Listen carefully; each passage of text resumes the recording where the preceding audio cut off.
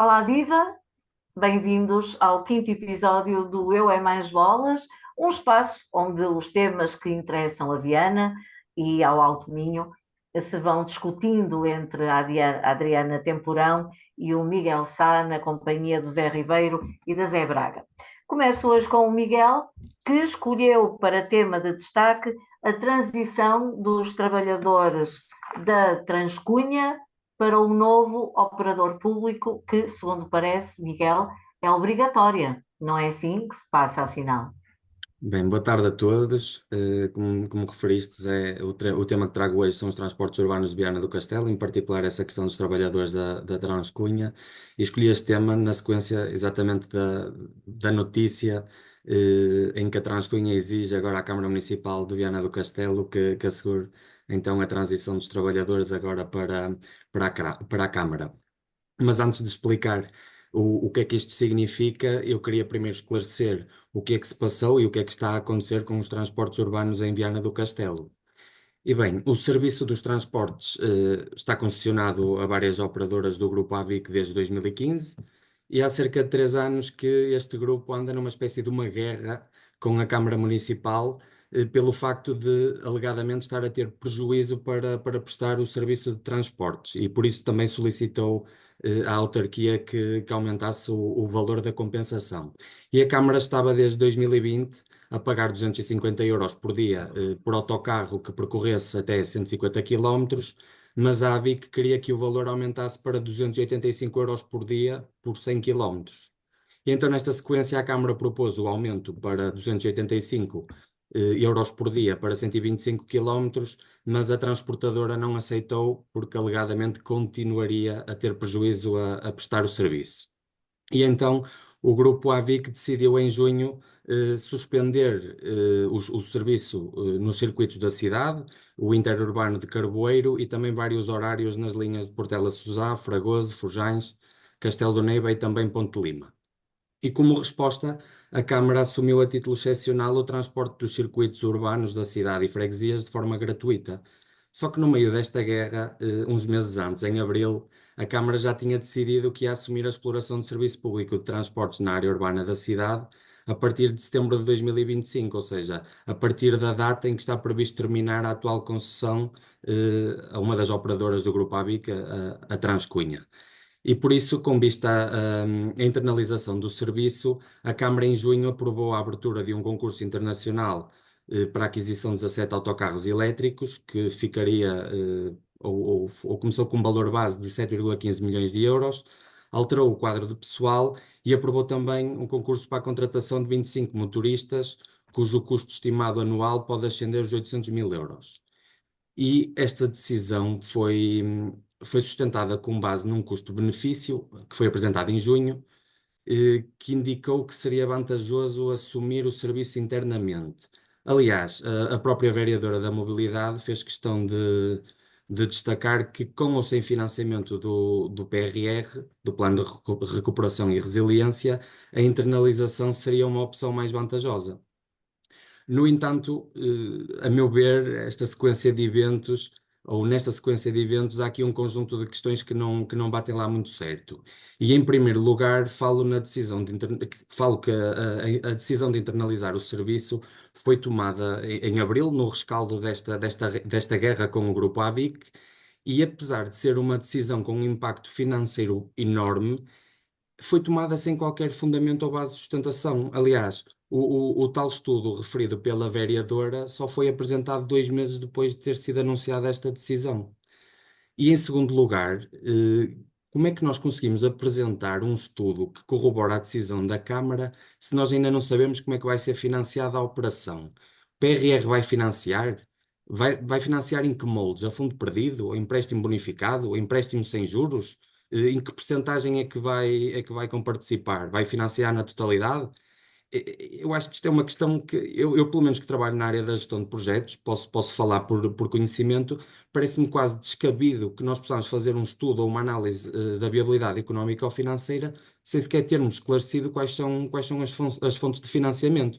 Acho esta questão mesmo muito estranha e também acho estranho que ainda não tenha sido também esclarecida. E por último, a meu ver, que é o tema de hoje, o maior barbicacho deste caso, que são os trabalhadores da Transcunha. E a Transcunha, agora nesta recente notícia, veio alertar em comunicado que, de acordo com as normas nacionais e europeias em vigor, a Câmara tem a obrigação de garantir que os contratos de trabalho dos atuais trabalhadores da empresa sejam transferidos para o novo operador, ou seja, a própria Câmara, mantendo as mesmas condições. E a empresa citou também o Código de Trabalho, o Regulamento 1370 de 2007 e também outros documentos legais que estabelecem que em processos de transição ou transmissão de serviços como este, o novo operador deve garantir que os direitos dos trabalhadores sejam mantidos. Ou seja, a Câmara Municipal altera o seu mapa de pessoal e depois abre um concurso para a contratação de 25 motoristas, mas afinal agora vai ter que integrar os trabalhadores da Transcunha? A Câmara, depois de ter tomado esta decisão, bem dizer que está a analisar juridicamente, ou seja, isto já não devia ter sido acautelado antes de se tomarem as decisões. Estamos a falar de trabalhadores que contribuíram para o serviço público de transporte durante mais de 30 anos. Eles vão ser transferidos? Não vão? Mesmo sendo transferidos, como é que vai ficar a questão da contratação dos motoristas? A Câmara vai assumir todos os encargos? E eu posso concordar com a decisão da internalização do serviço, ou até posso concordar que traga benefícios, pode contribuir para melhorar a qualidade do serviço, pode ter impacto também até nas questões ambientais e até mesmo na flexibilidade do serviço. Mas não é assim que se conduzem os processos, isto não é uma forma de conduzir um processo destes. E o presidente da Câmara, Luís Nobre, disse que esta operação está a ser preparada com toda a tranquilidade, mas parece-me evidente que este processo tem sido apressado. Em vez de aproveitarmos esta oportunidade para dar uma resposta a um dos principais problemas do Conselho, que é a questão da mobilidade, eu já tive a oportunidade de o dizer várias vezes, e preparar também um processo de transição devidamente acautelado, estamos a tentar resolver à pressa uma quisília política momentânea, sem considerar as implicações para o futuro de Viana do Castelo e, em particular, a questão da sustentabilidade financeira da autarquia. A mim parece-me que o processo de internalização do serviço dos transportes urbanos em Viana do Castelo no fundo, uma decisão que parece mais motivada por pressões imediatas do que propriamente por um plano estratégico fundamentado. E a falta do estudo de um estudo de viabilidade robusto, a decisão apressada de contratar os motoristas e a ausência de soluções claras agora para esta questão da transição dos trabalhadores da Transcunha, são obviamente indicadores de que estamos perante uma abordagem de reação, ou seja, uma abordagem reativa e não proativa, como deveria ser, uma abordagem estratégica, com um plano, com uma visão. E a cidade merece muito mais do que respostas rápidas a problemas momentâneos. Precisamos de uma estratégia que seja de longo prazo, que contemple tanto o desenvolvimento sustentável da cidade quanto a melhoria contínua dos serviços prestados à população, e neste ponto parece-me que é mais uma vez a autarquia a passar por cima de tudo e de todos, e obviamente a tentar perpetuar-se a todo o custo. Não há um plano, não há uma visão, e perdoem-me, se calhar, esta metáfora, mas isto, a meu ver, parece-me quase aquelas situações em que uma relação amorosa não correu muito bem e separaram-se, e depois um dos elementos da relação está a tentar mostrar a outro parceiro, pronto, que não precisa dele e que é mais feliz a viver assim. O que é realmente lamentável e acho que não é a forma, ou pelo menos eu acho que não é a forma que a nossa cidade deveria ser administrada. Bem, Miguel. Adriana, e precisamos seguramente sempre é dos trabalhadores e parece que vão andar aqui neste jogo, não é? O que é que achas deste caso? Bem, eu acho que tanto eu como o Miguel, acho que podemos fazer aqui 3 ou 4 episódios e temos vontade de falar sobre mobilidade, porque não é um problema só de Viana, é um problema do distrito todo e toda a gestão da mobilidade a nível distrital não é só o Conselho de Viana, é toda uma atrapalhada. Desde os concursos da CIM à mobilidade dentro de cada conselho, são umas grandes atrapalhadas, há aí uma gravíssima falta de estratégia por parte do Conselho e por parte dos conselhos e por parte da CIM, e acho que nisso estamos de acordo, que a mobilidade é um tema crucial para o nosso distrito, para cada conselho, porque nós temos efetivamente muita falta de mobilidade. Neste caso em concreto sobre os trabalhadores, esta lei existe, foi até proposta do Bloco de Esquerda, em que qualquer empresa tem que, mesmo no caso de concursos públicos para prestação de serviços, tem que internalizar os trabalhadores que estavam anteriormente, garantindo que todos os direitos são mantidos, por exemplo, a antiguidade. Aqui a Câmara não será diferente. Se esta lei existe, é para cumprir, eles vão necessitar dos trabalhadores, porque vão internalizar este serviço, a meu ver, bem, porque a falta de estratégia, para combater a falta de estratégia, as câmaras, conhecendo os territórios, devem ter poder de decisão, mesmo para a questão das rotas, dos horários, porque cada uma vai saber o que é que é mais importante no seu concelho, como definir a estratégia no concelho. Portanto, acho que a questão pública e de gestão pública destes serviços seria importantíssimo, e até o Presidente da Câmara de Viana do Castelo lançou o reto a todos os outros Presidentes da Câmara, que eu gostava que eles todos aceitassem. Portanto, nós tivemos a oportunidade de debater este tema ao longo do verão, no Bloco de Esquerda, com as populações do Alto Minho, e fizemos um debate final em que se falou com diferentes especialistas de diferentes áreas da mobilidade, e uma das questões foi mesmo esta. Os trabalhadores das empresas que prestam serviço neste momento, caso os serviços sejam internalizados e passados a ser feitos por parte das câmaras, têm que ser contratados pelas câmaras. Vão ser necessários na mesma. Portanto, se o serviço vai continuar, seja, mesmo que mudem rotas, horários, o que seja, os trabalhadores vão ser necessários e não podem ser deixados para trás. E acho que aqui a lei é muito clara, eles podem dizer agora que estão a verificar, mas se num concurso público, em termos de empresas, há uma empresa que muda, é necessário assumir esses trabalhadores, garantindo todos os seus direitos anteriores, a Câmara não pode ser exceção aqui. Portanto, sim, deve internalizar os trabalhadores, garantindo-lhes os mesmos direitos e os seus postos de trabalho. Muito bem. Zé, qual é a tua opinião sobre este assunto? Eu acho que vamos estar a falar da mobilidade pelo menos uma vez por mês, porque de facto é mesmo um problema transversal a todos os concelhos do Alto Minho. Mas neste caso, e falando de Viana do Castelo, não há santos aqui, antes pelo contrário. As duas partes envolvidas têm muito a explicar e muito a dizer. Se bem que neste caso até acho que a posição da Câmara de Viana faz algum sentido e passo a explicar porquê. A AVIC, na minha opinião, para uma empresa de transportes, a Transcunha, nunca quis prestar realmente um serviço para o qual diz que presta. Ela tem a concessão do transporte urbano, suburbano, não sei, no concelho de Viana do Castelo, mas nunca de facto pareceu querer tê-lo, porque nunca desenvolveu um bom trabalho para a população. Senão nós não estávamos aqui a discutir a falta de mobilidade, as dificuldades de mobilidade, este tipo de coisas. Não estaremos agora a discutir isto, porque se a ABIC de facto tivesse, a Transcoinha de facto tivesse feito um bom trabalho nos últimos anos, a Câmara iria ser a primeira pessoa a querer manter este trabalho. Agora, quando uma empresa não procura clientes para sustentar o seu negócio, pois naturalmente que as dificuldades começam a surgir. Eu dou-vos 3 exemplos muito claros daquilo que eu quero dizer.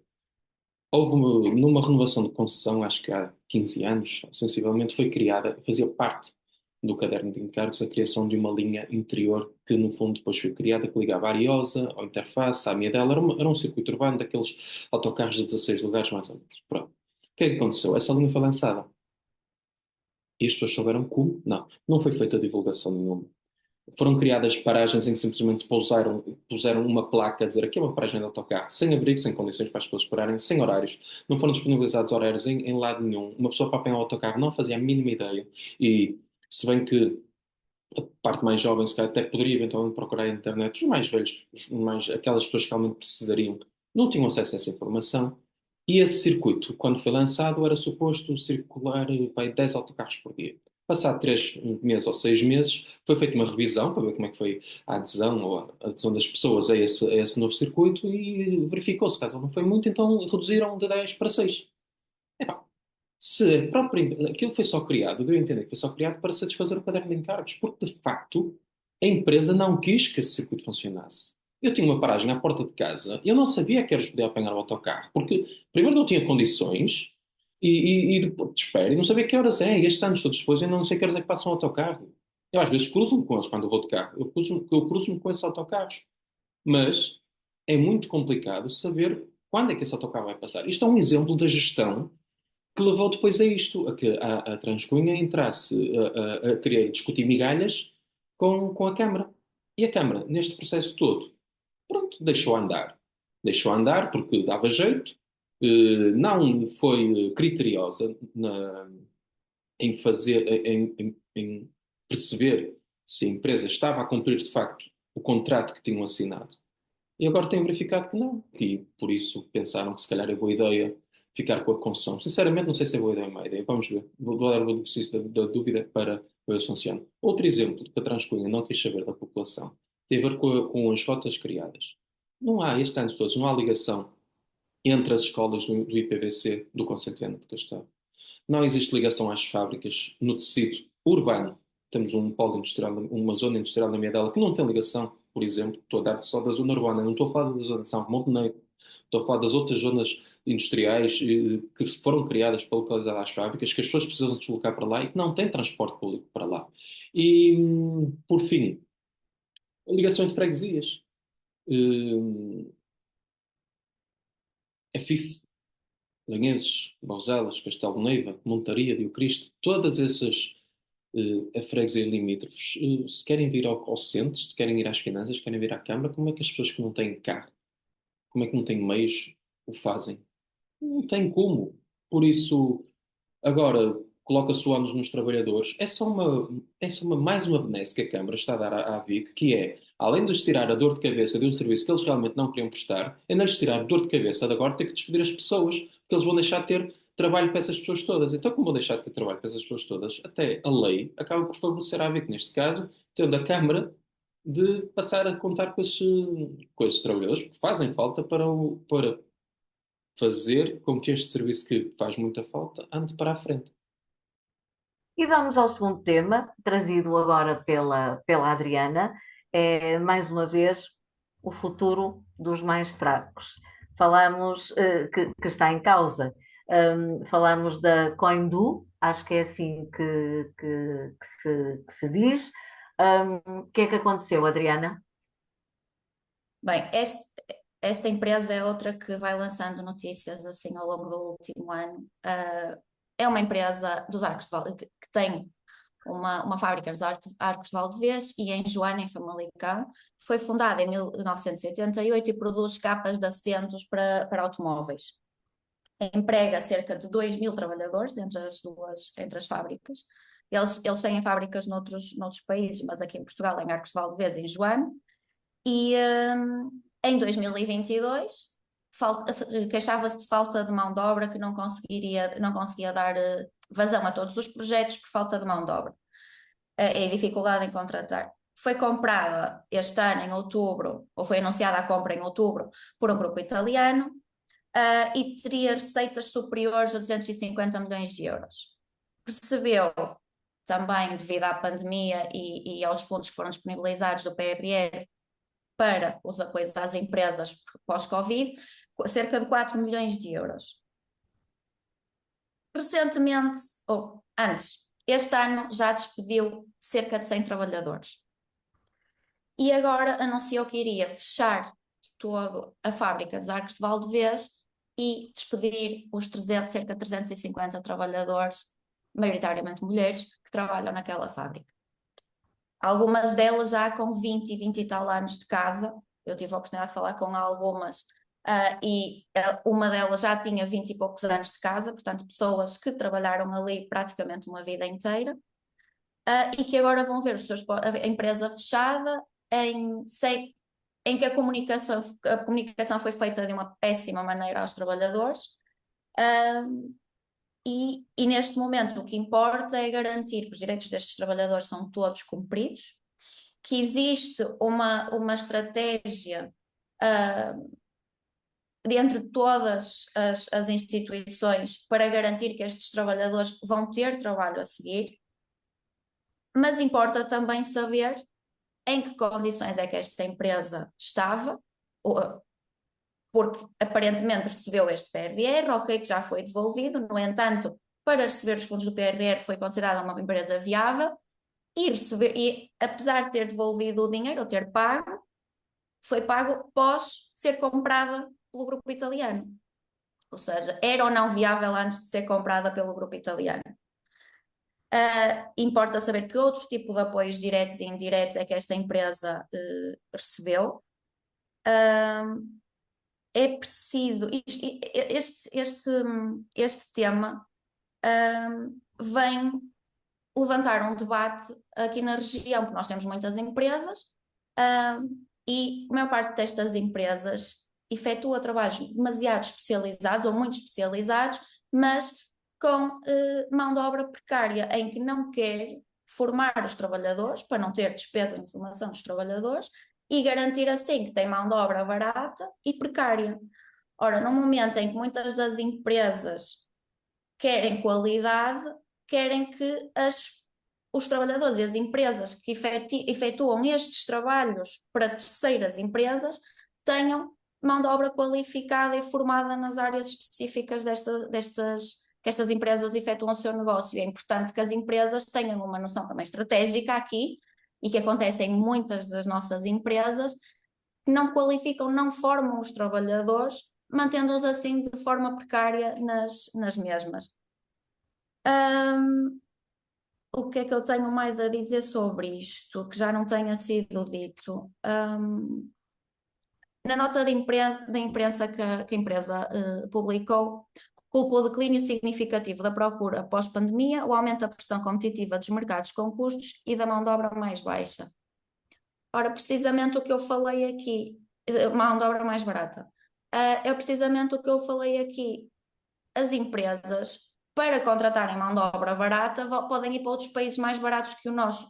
Aqui, as empresas deveriam preferir a qualidade das qualificações dos trabalhadores, manter os seus trabalhadores formados para poderem ser competitivas, para poderem competir com mercados externos de qualidade. E portanto, a mim parece-me um bocadinho falta de noção estratégica e para rentabilizar capital, claramente, não é? Manter os trabalhadores com baixas qualificações e com baixos salários, mas ao mesmo tempo também perdem por isso, porque acabam por perder projetos importantes porque não garantem este tipo de condições. E pronto, agora acho que mais importante que tudo é mesmo garantir que os trabalhadores tenham os seus direitos garantidos, assegurados e que sejam encontradas soluções para estes trabalhadores, porque sabemos que naquela empresa trabalham famílias. Portanto, isto é para a região Arcos de Valdevez e Ponta Barca, que é onde a maioria dos trabalhadores são, vai ser preocupante. Portanto, é importante que o governo esteja e as autarquias estejam em cima da situação, mas também é muito importante saber o que é que aconteceu com esta empresa e que fundos públicos diretos e indiretos esta empresa recebeu nos últimos anos. Miguel, um problema sério no Alto Minho.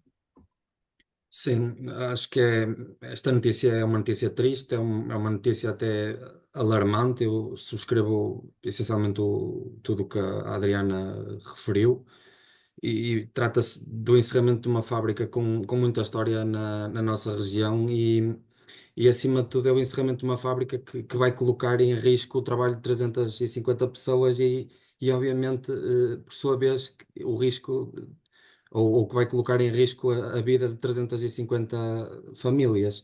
E é um incidente que vai trazer um impacto económico muito significativo na nossa região, não só por aqueles que são afetados diretamente pelo encerramento da fábrica, mas por toda a cadeia de valor e também pela comunidade em geral. E neste caso em específico, mais a título de complementar o que a Adriana disse, a autarquia e as outras entidades envolvidas neste processo deram indicação que estão a realizar todos os esforços para amenizar os impactos do encerramento da fábrica, em primeiro lugar ao nível do recrutamento e reconversão profissional dos trabalhadores, em que estão a ser contactadas várias empresas da região e de fora da região, que que possam estar interessadas na contratação destes profissionais e estão a ser exploradas também opções de reconversão profissional no caso dos trabalhadores que não consigam ser colocados no setor automóvel. Em segundo lugar, o Centro de Emprego tem estado a receber pedidos de informação e está também a trabalhar para garantir que os trabalhadores afetados tenham acesso a oportunidades de requalificação ou de novos postos de trabalho, o que inclui também o encaminhamento para programas de formação e apoio à reintegração no mercado de trabalho. E em terceiro lugar, a Câmara Municipal dos Arcos de Valdevez está a colaborar com o Ministério da Economia, com o Ministério do Trabalho e com outras instituições públicas para desenvolver soluções que possam apoiar os trabalhadores durante esta transição, o que pode incluir incentivos fiscais e outros apoios financeiros às empresas que decidam contratar os ex-trabalhadores da Coindu, ou também para projetos de reconversão. E por último, está ainda a ser explorada a possibilidade de atrair novos investidores para a região com o objetivo de criar novas indústrias ou novas unidades de produção que possam gerar emprego e, de certa forma, absorver esta parte desta mão de obra que foi despedida. E infelizmente, tenho dúvidas que a Coindu seja um fenómeno isolado e acho que é muito provável que venham a ocorrer situações destas. Não sei se será exatamente pela mesma razão. Também, como a Adriana referiu, esta situação pode estar mais relacionada até por pela especialização da própria empresa. Até não faz muito sentido o facto de terem adquirido a empresa e depois optarem por um foco mais num mercado de luxo. Mas de todo modo, o setor automóvel na Europa neste momento está a atravessar uma fase de transformação e penso que em certa medida devido à perda de competitividade a nível internacional e que vai ter um grande impacto e que também já se está a sentir em particular na Alemanha neste momento. E penso que são inúmeros os desafios que vão emergir neste domínio. Porque apesar de ser um episódio a nível local, o encerramento desta fábrica, acho que vai ser um problema um problema transversal à Europa e por isso acho que deve ser um tema que deve ser abordado de uma perspectiva não só nacional, mas também de uma perspectiva europeia e penso que é imperativo que os governos europeus comecem já a estudar e a adotar medidas para assegurar o setor automóvel, seja de que forma for, e também para conter os impactos que estas circunstâncias adversas no setor podem ter na sociedade em geral, pois este setor é um setor com peso enorme nas economias europeias, ou em grande parte das economias europeias, e quer por via da riqueza que gera, quer também pelos postos de trabalho que assegura. Por isso, acho que neste caso não devemos ter medo de pecar por excesso de zelo e acho que devemos começar já a equacionar ou a prevenir o agravamento do setor. Mas agora, em relação a este ponto, a este caso em específico, a este episódio em específico, concordo com o que a Adriana disse. Acho que nesta fase o mais importante são os trabalhadores e as famílias afetadas. Zé Ribeiro, achas também que neste vai-vem de interesses e de capitais, os trabalhadores são sempre o elo mais fraco? Bem, sobre a Coindu, não sei se são bem os trabalhadores. A parte, não sei se os trabalhadores são a parte mais fraca nesta questão.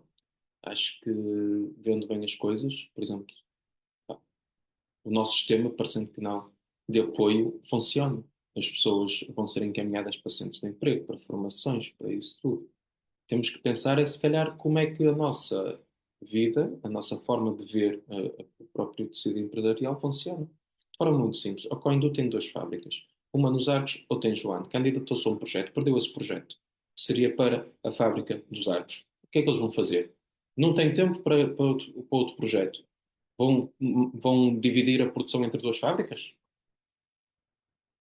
A nível empresarial, acho que faz sentido o que eles estão a fazer. Fecham aquela fábrica e mantêm outra a funcionar. Agora, mais do que isso, pensa-se no caso da Auto Europa, sempre que há um novo carro ou isso ou aquilo para salvar não sei quantos postos de trabalho em risco. Pá, são os projetos, faz falta. Pá, as empresas concorrem entre si. Se calhar seria mais importante era vermos que tipo o que empresas é que que empresas é que andam à volta? Não é que empresas é que andam à volta? Como é que o Alto Minho tem muitas empresas do setor automóvel. E se calhar é a hora das 10 câmaras do Conselho, em vez de estarem a disputar, de estarem a competir entre si, se calhar, enquanto entidade intermunicipal, deveriam estar a procurar as 10 chamarem empresas para os 10 conselhos e manter essas empresas cá, em vez de estarem cada um com a sua capelinha. Dou-vos um exemplo. Há uns anos havia uma empresa que trabalhava em Valença e que foi deslocalizada para Linhases, para Viana. Porquê? Estava no, era uma meia hora de carro. Aliás, a própria empresa que permitiu a que muitos trabalhadores que trabalhavam em Valença passassem a vir trabalhar para Linhases. E a Coindu é um exemplo disso. Se eles quiserem, até podem manter os postos de trabalho e fazem um serviço de ligação das pessoas que precisam dos arcos e da barca para Joana. Agora, com o tempo a forma como nós vivemos, em que fazer 15 minutos é muito tempo para chegar ao posto de trabalho, aí depois, claro, que fica difícil. Também passa um bocado por mudarmos a nossa forma de ver e de pensar, da proximidade, onde nós vivemos, a que tempo queremos estar do local de trabalho. Mas essas pessoas também poderiam ser localizadas em Joana.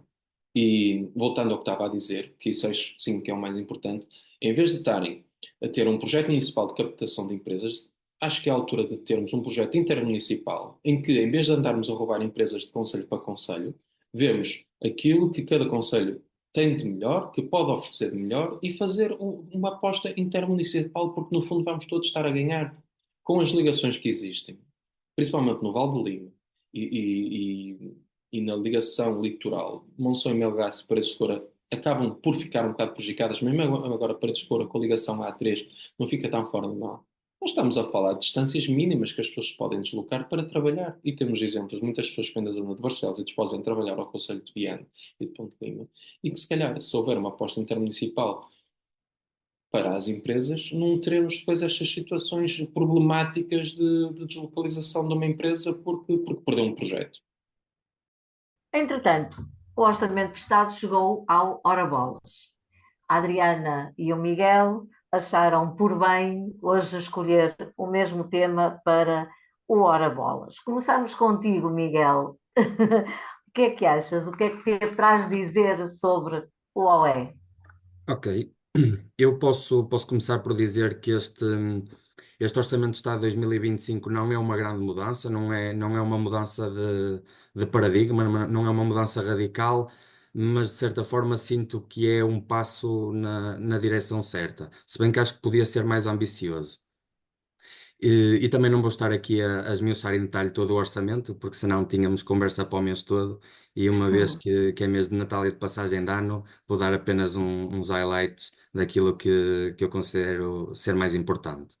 E aqui penso que os principais objetivos ou prioridades do orçamento são, em primeiro lugar, atrair e reter jovens, por exemplo, com a extensão e reforço do IRS jovem que beneficia trabalhadores até aos 35 anos com isenções fiscais, é uma boa forma de apoiar os jovens e também de lhe dar maior estabilidade financeira nesta fase inicial da vida, que é muito importante e tem sido um problema no nosso país a retenção de jovens. Portanto, penso que a nível desta prioridade, acho que é efetivamente das mais importantes. Em segundo, ou melhor, o segundo objetivo ou prioridade do orçamento é dar sustentabilidade e melhorar os serviços públicos.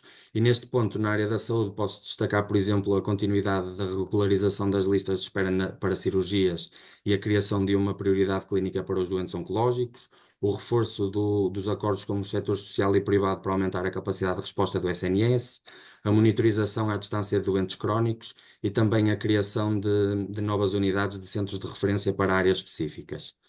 Na educação e na ação social, posso destacar o reforço do apoio social, que teve um aumento de 11% na despesa com a ação social, o que inclui o alargamento da gratuitidade das creches, que obviamente tem um impacto no orçamento das famílias, e também destacar o aumento do abono de família e das prestações de parentalidade. Ao nível dos serviços públicos, o orçamento inclui medidas para reduzir a burocracia no licenciamento das entidades prestadoras de cuidados de saúde, o aumento de 597 milhões de euros para as forças, ou melhor, para os aumentos salariais da função pública, numa perspectiva de sustentabilidade, ou seja, de criar atratividade das carreiras. Ao nível da educação, estimam-se que nos próximos anos vão se reformar mesmo muitos professores, e é uma profissão, em particular nas zonas mais periféricas, tem muita dificuldade ao nível da contratação, e penso que este ponto é mesmo crucial ao nível da sustentabilidade das carreiras. E ao nível da segurança, também os aumentos no suplemento de risco para os agentes da PSP e da GNR. E assim, o último objetivo ou prioridade que eu destacava deste orçamento é o aumento dos rendimentos das famílias, quer por via do aumento do salário mínimo, do complemento solidário para os idosos, e também por via da atualização das tabelas de IRS. Como disse, na minha perspectiva, acho que o Orçamento de Estado para 2025 podia ser mais ambicioso.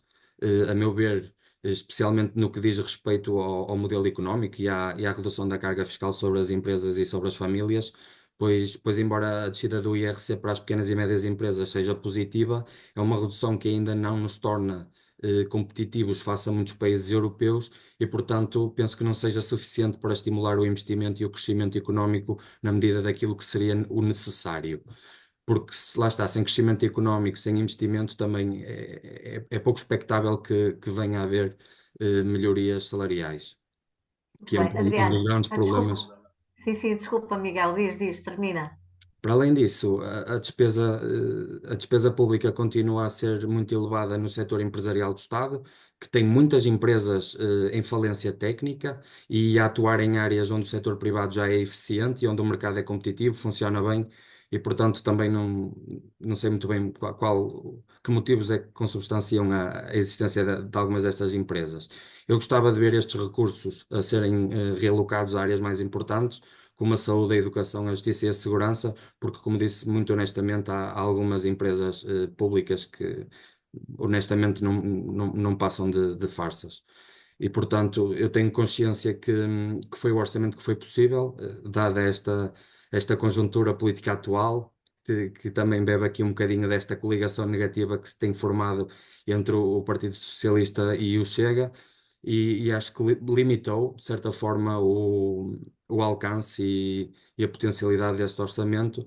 Mas pronto, acho que o importante é que esteja aprovado, tenhamos um próximo ano de estabilidade, e acho que em alguns aspectos, lá está, tem muitos sinais positivos, e espero pronto, que num futuro se calhar comece a acentuar outras áreas prioritárias. Uhum. Ora bolas, Adriana, é o orçamento possível, como diz o Miguel? Eu não sou tão otimista como o Miguel. Eu não acho que seja um bom orçamento, acho que é um mau orçamento, vai aumentar as desigualdades no país. No entanto, eu não queria focar-me na questão geral, apesar do Eurobolas ser nacional, eu volto ao Alto Minho. O Bloco de Esquerda apresentou 6 propostas específicas para o Alto Minho. Eu queria me focar em 4, porque os resultados das votações deixaram-me algo perplexa, porque são medidas em que se vê uma diferença entre o que as estruturas locais de alguns partidos, nomeadamente PSD, CDS e PS, advogam aqui no Alto Minho, e o que se votou no Parlamento. Por exemplo, a nossa a requalificação do Portinho de Vila Praia de Âncora, que falámos aqui no último episódio, é algo que a coligação entre o PSD e o CDS encaminha, advoga há muito tempo, e que há uma necessidade, acho que e mesmo o PS, o Presidente da Câmara, já disse que é um projeto que deveria avançar, que é prioritário, que é importante, que é necessário. No entanto, PSD e CDS votaram contra, PS absteve-se. A ligação e o desassoreamento do canal entre Caminha e a Guarda, exatamente a mesma coisa. As estruturas locais dizem que são necessários, que são importantes, que é fundamental para a região, e no Parlamento, no Orçamento de Estado, o PSD e o CDS votaram contra, o PS absteve-se. O estudo do ramal da ligação ferroviária ao Porto de Mar também foi rejeitada, com votos contra do PSD e do CDS e abstenção do PS. Neste caso, o próprio PS, a Presidente da Câmara de Viana do Castelo, já em tempos falou da importância que seria para a região ter uma ligação ferroviária ao Porto do Mar de Viana do Castelo, sendo que é o único no país que não tem ligação ferroviária. E o fim das portagens da A28, que eu lembro-me em debates para as legislativas, num deles, este tema saiu, toda a gente era a favor do fim das portagens da A28 e agora que poderiam efetivamente fazer alguma coisa, nem PS, nem PSD e CDS, PSD e CDS contra a PS absteve, nenhum deles foi capaz de votar no sentido de eliminar as portagens na A28 com ligação ao Alto Minho. Portanto, o meu hora-bolas de hoje é mesmo para mostrar perplexidade nos sentidos de voto e as diferenças de discurso entre as estruturas locais e o que acontece no Parlamento. Muito bem. Miguel, sugestões para esta semana, que nos trazes? Ok, para esta semana, como sugestão cultural, eu trago o tributo que vão fazer aos 50 anos da abertura do Luziamar, que era um complexo turístico que se situava na zona do Cabedelo e que era muito conhecido pela sua discoteca, que era também uma das maiores referências da vida noturna no norte de Portugal e na Galiza. Grandes noites E, lá passei. e o complexo fechou na década de 90 e por isso já não é da minha geração e tenho pena, porque infelizmente no meu tempo de começar a sair à noite, Viana do Castelo já não tinha praticamente vida noturna e pronto, tivemos esse azar. De qualquer forma, o evento intitula-se Tributo aos Presentes e Ausentes e vai-se realizar no próximo dia 21 de dezembro no Forte de Santiago da Barra, em Viana do Castelo. E acho que será uma excelente iniciativa e pode ser, se calhar, uma oportunidade para incentivar algum investimento desta natureza no Conselho, que era mesmo muito importante. Eu posso dizer-vos que alguns jovens, nomeadamente o meu filho, vão levar as mães para, para tentar perceber, junto dos que tiveram experiência de Luziamar, como eram essas noites. Adriana, e tu? Eu também, a minha sugestão cultural de hoje também é para Viana do Castelo, é no Cineclube, no Cinema Verde Viana, um documentário, No Other Land, foi produzido por um coletivo israelo-palestiniano e mostra a destruição por parte dos soldados israelitas na Cisjordânia ocupada e a aliança que se formou entre um ativista palestiniano e um jornalista israelita, dia 9 de dezembro, às 9h30. Cineclube de Viana, sempre com ótimas escolhas. E pronto, é o final deste Eu é Mais Bolas. Contamos consigo para a semana, para acompanhar connosco a atualidade de Viana e do Alto Minho. Pode-nos enviar críticas, sugestões, questões para o e-mail euimaisbolas@gmail.com. Até lá, fiquem bem, até para a semana.